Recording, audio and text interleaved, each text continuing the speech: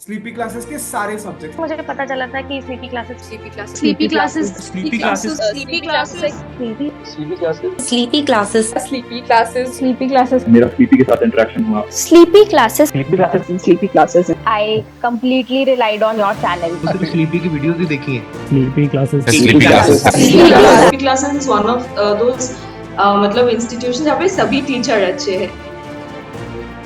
हाय, मेरा नाम विनय सुनील पाटिल है और मैं नासिक ज़िले से, महाराष्ट्र के नासिक ज़िले से बिलोंग करता हूँ। इस साल की यूपीएससी सिविल सर्विसेज की एग्ज़ाम में मैंने 122वीं रैंक हासिल की है। ये मेरा तीसरा अटेम्प्ट था और तीसरे अटेम्प्ट में पहले दो अटेम्प्ट में प्रीलिम्स क्लियर ना करने के बाद तीसरे अटेम्प्ट में मैंने ये उपलब्धि हासिल की। और आज मैं आपके साथ मेरी प्रिपरेशन की स्ट्रेटजी, प्रिपरेशन के रिसोर्सेस और बाकी जर्नी शेयर करने वाला हूँ। मैंने 2016 से 20 के बीच में बीएससी एग्रीकल्चर नासिक से ही कंप्लीट किया। ड्यूरिंग बीएससी एग्रीकल्चर मुझे ये इंक्लिनेशन मेरी समझ में आई कि मैं यूपीएससी के लिए तैयारी करना चाहता हूँ। तो ड्यूरिंग माय ग्रेजुएशन मेरे सीनियर्स ने सजेस्ट किया कि एग्रीकल्चर एक ऑप्शनल है जो हम ले सकते हैं, क्योंकि मैं बीएससी एग्रीकल्चर कर रहा था। तो मैंने फिर ड्यूरिंग माय ग्रेजुएशन एग्रीकल्चर पे अच्छे से फोकस किया और 2020 में जब ग्रेजुएशन पूरा हुआ तब कोविड पैंडमिक शुरू हुआ। तो उस वजह से मैंने फिर दिल्ली जाने का डिसीजन मेरा स्किप किया और ऑनलाइन तैयारी शुरू की। ऑनलाइन में तब मैंने कुछ जो ऑप्शंस अवेलेबल थे उसमें मैंने फिर सर्च किया और अनअकैडमी ये जो प्लेटफॉर्म है मैंने उसे चूज़ किया। उसको चूज़ करने के पीछे 2-3 रीज़न्स थे। 2-3 जो टॉप एजुकेटर्स थे अनअकैडमी के, उन्हें मैं यूट्यूब से जानता था, तो मुझे लगा कि उस कॉस्ट में मेरे उतने सब्जेक्ट्स कवर हो जाएंगे। और फिर अनअकैडमी पर आने के बाद मेरे और सब्जेक्ट्स मैंने एक्सप्लोर किए और अच्छे एजुकेटर्स मिले। तो यहाँ मैं शुरुआत में अपने रिसोर्सेस बताना चाहूँगा। सबसे पहले अगर मेंस की बात की जाए तो GS1 में 3 सब्जेक्ट्स है मेनली, हिस्ट्री, सोसाइटी और ज्योग्राफी। हिस्ट्री के लिए मैंने अनअकैडमी पर प्रतीक नायक सर के लेक्चर्स देखे और उनकी जो स्लाइड्स है उनका प्रिंट आउट लेकर उससे हिस्ट्री की तैयारी की। फिर सोसाइटी के लिए मैंने जो PDFs शिविन सर ने अवेलेबल कराई थी वो पढ़ी और प्लस करंट अफेयर्स का मैं रेगुलर अपडेट करता रहता था।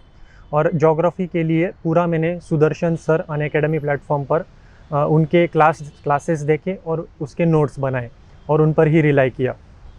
उसके बाद मेरे रिसोर्सेस में GS2 में polity I think is the most studied subject. तो मैंने डिफरेंट एजुकेटर्स ट्राई किए थे, जिसमें सिद्धार्थ सर और एमपुरी सर, इन दोनों के लेक्चर्स देखकर मैंने नोट्स बनाए थे। गवर्नेंस और सोशल जस्टिस की तैयारी मैंने फिर से टॉपिक टू टॉपिक नोट्स बनाकर और उन नोट्स को करंट अफेयर्स के साथ अपडेट करके बनाई थी। इंटरनेशनल रिलेशंस के लिए मैंने मुदित गुप्ता सर के लेक्चर्स देखे थे अनअकैडमी पर ही और रेगुलर न्यूज़पेपर से अपग्रेड किए थे। फिर GS3 में मैंने इकोनॉमी मृणाल सर से की थी और बाकी जो GS3 के सब्जेक्ट्स है वो मैंने एंड में शिविन चौधरी सर, उनके जो GS3 का मॉड्यूल था उससे कवर किए थे। GS4 के लिए मैंने अनअकैडमी प्लेटफॉर्म पर ही या प्रेप लैडर प्लेटफॉर्म पर अतुल गर्ग सर है, उनके लेक्चर्स देखकर उसके नोट्स बनाकर अच्छे से रिवाइज़ किए थे। तो ये मेरे ब्रॉड रिसोर्सेज थे GS के लिए। और ऐसे का जो कंटेंट था वो मैंने अलग से एक रजिस्टर मेंटेन करके उसमें मैं अपने जो न्यूज़पेपर में या फिर बाकी कंपाइलेशंस में जो अच्छे एग्जांपल्स आते हैं उनसे फिर मैंने वो कंटेंट एक जगह पर कंसोलिडेट किया था। शुरुआत में मैंने 2 बार प्रीलिम्स में फ़ेल किया। प्रीलिम्स में फ़ेल करने का एक मेजर जो रीज़न था वो यही था कि प्रिपरेशन में बहुत सारी करता था, पर उसको एग्ज़ाम के हिसाब से ओरिएंट करना वो एक मेरी गलती थी कि वो मैं नहीं कर पा रहा था। तो थर्ड अटेम्प्ट में मैंने इन गलतियों पर काम किया कि जो मैं पढ़ रहा हूँ उससे कितने और कैसे MCQs आएंगे और उन्हें मैं कैसे सॉल्व करूँगा, और जो MCQ सॉल्विंग का एप्टीट्यूड, पेपर हैंडलिंग की स्ट्रेटजी, इन सब चीज़ों पर मैंने काम किया था और अच्छे से मॉक्स लगाकर PYQs की प्रैक्टिस की थी। प्रीलिम्स PYQ के लिए मैं अर्जुना IAS शुभम पवार सर का जो चैनल है और उनका जो PYQ का इनिशिएटिव है उसे मैंने रेफ़र किया था और इन सब चीज़ों से मुझे काफ़ी फ़ायदा हुआ। CSAT को लेकर मेरा एक एक्सपीरियंस था कि मेरा हर बार CSAT क्लियर होता था, पर उसमें जो एंड में मुझे समझ आया कि जब हम न्यूज़पेपर पढ़ते हैं तो उससे हम कॉम्प्रहेंशन की हमारी इनडायरेक्टली अच्छे से तैयारी हो रही होती है। वो अगर हम सिर्फ करंट अफेयर्स के लिए सिर्फ मैगजीन्स पढ़ेंगे तो कॉम्प्रहेंशन की तैयारी होना मुश्किल है। और साथ में फिर मैथ्स और मैथ्स के जो 2 पार्ट है, रीजनिंग और क्वांट, दोनों पर अच्छी पकड़ होना ज़रूरी है।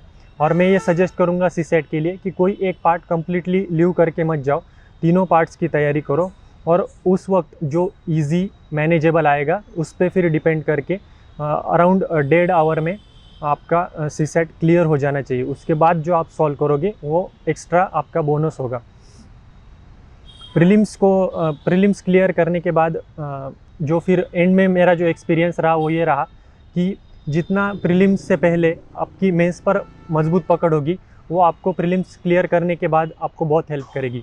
जैसे हम अराउंड जनवरी में प्रीलिम्स की तैयारी के लिए कम्प्लीटली प्रीलिम्स फोकस हम शिफ्ट करते हैं, तो ये ज़रूरी है कि दिसंबर या मिड जनवरी तक हम मेंस की मैक्सिमम तैयारी करके रखें, जिसमें मेजॉरिटी ऑफ ऑप्शनल या कुछ ऐसे लिखे हो या इथिक्स जैसे सब्जेक्ट के नोट्स रेडी हो। अगर इतनी हम तैयारी करके रखते हैं बाय दिसंबर टू मिड जनवरी तो हम एक बहुत अच्छी पोजीशन में है इफ़ वी क्लियर प्रीलिम्स। अगर हम तब तक सिर्फ प्रीलिम्स को ही पकड़ कर रहेंगे तो फिर मेंस में जाने के बाद फिर दिक्कतें होंगी। फिर बिगिनर्स जो है, बिगिनर्स के लिए मेरी एक एडवाइस रहेगी कि सबसे पहले ज़्यादा से ज़्यादा टाइम सिलेबस और प्रीवियस ईयर क्वेश्चंस की अंडरस्टैंडिंग पर लगाइए। उससे जो आप इंटरलिंकेजेस बना पाओगे वो आपको बहुत ज़्यादा हेल्प करेगी। और बिगिनर्स के लिए मैं एक सजेस्ट करूँगा कि राइट रिसोर्सेज चूज़ कीजिए। राइट डिसीजन आपको लेना बहुत ज़रूरी है। राइट मेंटर्स के साथ आपका जुड़ना ज़रूरी है। राइट कोचिंग भी ज़रूरी है।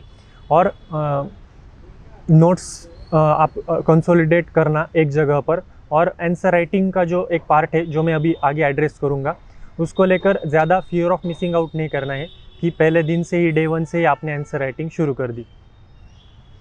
अगला जो इम्पॉर्टेंट पार्ट जिस पे मैं फोकस करना चाहता हूँ कि आंसर राइटिंग को लेकर मेरा एक एक्सपीरियंस रहा कि मैंने बहुत कम आंसर राइटिंग की थी। मुझे याद है प्रीलिम्स क्लियर होने तक मैंने एक भी फुल लेंथ टेस्ट नहीं लिखी थी और मैंने रैंडम कुछ आंसर राइटिंग की होगी, पर जो कंप्लीट आंसर राइटिंग इनिशिएटिव होता है वो मैंने प्रीलिम्स के बाद ही किया था पहला। पर जो एंड में मेरी अंडरस्टैंडिंग रही, फिर भी मेरा जो मेंस का स्कोर है वो अच्छा आया। मेरी अंडरस्टैंडिंग यही रही कि अगर आपके पास उस टॉपिक पे अच्छे नोट्स रेडी है और उन नोट्स को आप सिलेबस के डिफरेंट पॉइंट्स के साथ इंटरलिंकेजेस अगर आप सेट कर सकते हो और जो आपके पास कंटेंट है वो आप क्वेश्चन की डिमांड को समझते हुए कौन सा कंटेंट कहाँ लिंक करना है, अगर ये सारा काम आप कम से कम समय में कर पाते हो तो आप पॉइंट्स जनरेट कर पाओगे और फिर उन पॉइंट्स को लिमिटेड टाइम में आप प्रेजेंट कर पाओगे। अगर ये सब आप कर पाते हो तो आपका जो आंसर है वो कंटेंट से एनरिच होगा और उसे अगर आप पॉइंट टू पॉइंट अच्छे से प्रेजेंट करते हो तो मेंस में फिर आप अच्छे मार्क्स फेच कर सकते हो। बहुत सारे लोग हैं जिन्हें मेंस में मार्क्स लाने में हर साल दिक्कत आ रही है, उन्हें मैं यही कहूँगा कि अगर ये इंटरलिंकेजेस आपने सेट कर ली और कम से कम टाइम में अगर आपके पास जो कंटेंट है और क्वेश्चन की डिमांड है, इन दोनों को लिंक कर पाओगे तो आपका फिर मेंस में स्कोर बढ़ेगा। स्लीपी क्लासेस के सारे सब्जेक्ट मुझे पता चला था कि sleepy classes Sleepy classes. Sleepy classes Sleepy classes. Sleepy Sleepy classes. मेरा स्लीपी के साथ इंटरेक्शन हुआ। Sleepy classes. Sleepy classes I completely relied on your channel. तो सिर्फ स्लीपी की वीडियोस ही देखी हैं। Sleepy classes sleepy classes is one of those मतलब इंस्टीट्यूशन जहाँ पे सभी टीचर अच्छे हैं। मेंस में एक दो फिर डिफरेंट जो एस्पेक्ट्स है मेंस एक्सक्लूसिव, वो है एसे का पेपर। मुझे शुरुआत से ही वो एक इंटरेस्ट था कि अगर मुझे कोई आइडिया दिया जाए तो उस पर मैं डिफरेंट डायमेंशंस में थिंकिंग कर पाऊँ। और ये मेरे सीनियर्स ने सजेस्ट किया था कि ये थिंकिंग की एबिलिटी पर काम करते रहो। तो जब एसे की मैंने तैयारी शुरू की तो उसमें फिर एक पार्ट आता है कि आपको उस थिंकिंग प्रोसेस में मज़ा भी आता है। तो जो स्पेशली जो फिलोसॉफिकल एसे है उसमें आपको वो इंटरेस्ट आना बहुत ज़रूरी है, तभी आप कम से कम टाइम में उस टॉपिक को समझकर उसका सही राइट इंटरप्रिटेशन करके उसके डिफरेंट डायमेंशंस को जनरेट करके उन डायमेंशंस के एग्जांपल्स को लेकर अगर ये ब्रेनस्टॉर्मिंग का एफर्ट अगर आप 20-25 मिनट में कर पाते हो इन द राइट वे, तो फिर आपको अगले 1 घंटे में ऐसे को लिखना और अच्छे से प्रेजेंट करना, उसमें कम से कम मिस्टेक्स होना, ये फिर पॉसिबल है। पर अगर ब्रेनस्टॉर्मिंग में अगर आप गलतियाँ करोगे तो फिर दिक्कत होगी। तो एटलीस्ट अभी दिसंबर तक अगर आप ये ब्रेनस्टॉर्मिंग की जो स्किल है वो सीख जाते हो, तो फिर लिखने का जो एफर्ट है वो फिर आप बाद में भी कर सकते हो, या फिर एंड में दिसंबर मिड जनवरी तक भी आप कुछ ट्राई दे सकते हो। तो उसमें फिर ऐसे पर मैं इसीलिए फोकस करता हूँ क्योंकि जितने हम एफ़र्ट्स उसमें डालते हैं उसके कंपैरिजन में जो रिवार्ड आता है वो बहुत अच्छा है ऐसे के केस में। फिर एक इम्पॉर्टेंट एस्पेक्ट जो मैं टच करना चाहूँगा वो यही है कि मैंने ऑनलाइन में मोड में शिफ्ट किया प्रिपरेशन, और मैं दिल्ली प्रिपरेशन के लिए नहीं गया। और अभी जिस तरह के जो करंट अफेयर्स में हम देख रहे हैं क्या हो रहा है जहाँ पर कोचिंग के हब से उन एरियाज़ में, तो एक जो एस्पेक्ट में इम्पोर्टेंट टच करना चाहूँगा वो यही है कि क्या दिल्ली जाना ज़रूरी है या नहीं, क्या हम ऑनलाइन से तैयारी कर सकते हैं घर पर बैठकर। इसके लिए मेरा एक सिंपल जवाब यही रहेगा कि हम ऑनलाइन भी तैयारी कर सकते हैं और ऑफलाइन भी कर सकते हैं। और ऑनलाइन का जो ऑप्शन है वो एक एज एन अल्टरनेटिव है, it is not possible for each and every one of us. हर किसी के घर में वो कंडीशंस नहीं होते, वो राइट एनवायरनमेंट नहीं होता, वो राइट गाइडेंस अवेलेबल नहीं होता, या फिर बहुत सारे डिस्ट्रैक्शंस होते हैं। तो मैं ये सजेस्ट नहीं करूँगा हर किसी को कि वो फिर घर जाकर ऑनलाइन में शिफ्ट करे, पर जिनके लिए पॉसिबल है, जो लोग अपने घर में वो एनवायरनमेंट बना सकते हैं, उनके लिए मैं सजेस्ट करूँगा कि आपको अंडर कॉन्फिडेंट या फिर फियर ऑफ मिसिंग आउट रहने की ज़रूरत नहीं है।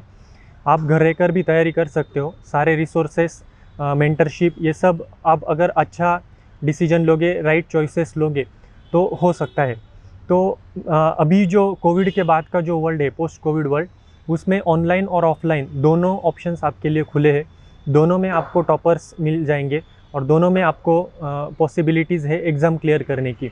तो फिर कोई ऐसा यूनिवर्सल आंसर नहीं है, हर एक की केस टू केस डिपेंड करता है। आपकी पर्सनैलिटी, आपका एनवायरनमेंट और आपके पास जो रिसोर्सेस है उनको देखते हुए वाइज डिसीजन लीजिए।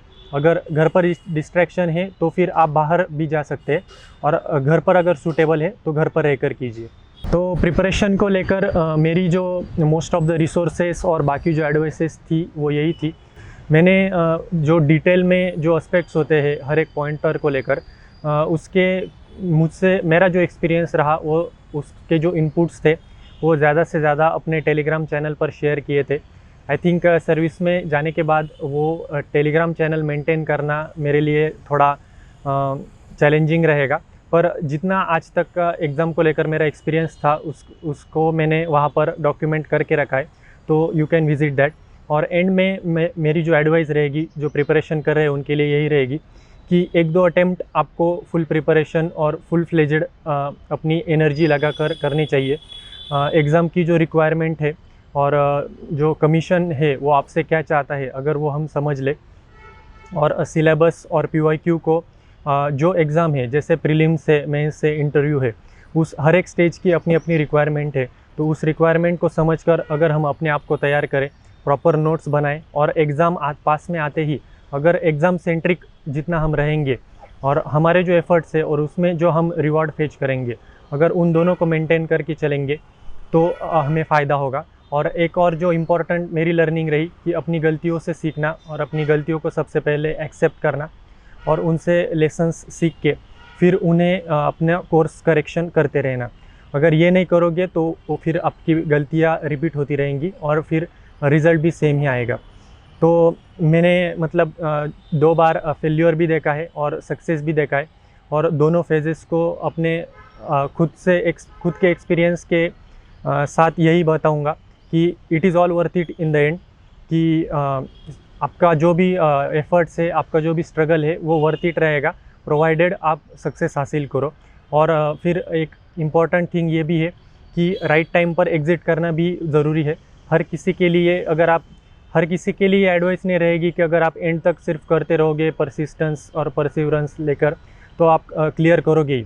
तो मतलब ये क्रूएल रियलिटी है कि हर कोई एग्ज़ाम क्लियर नहीं करेगा, तो राइट टाइम ऑफ एग्ज़िट भी ज़रूरी है और एक दो आपके फुल प्रिपरेशन वाले अच्छे से अटेम्प्ट देना भी ज़रूरी है। तो इन दोनों का बैलेंस करके चलिए और जितना भी अच्छा सीनियर से गाइडेंस लेते रहिए। मेरी तरफ से आपको यही एडवाइस रहेगी और best wishes for your journey. Thank you so much.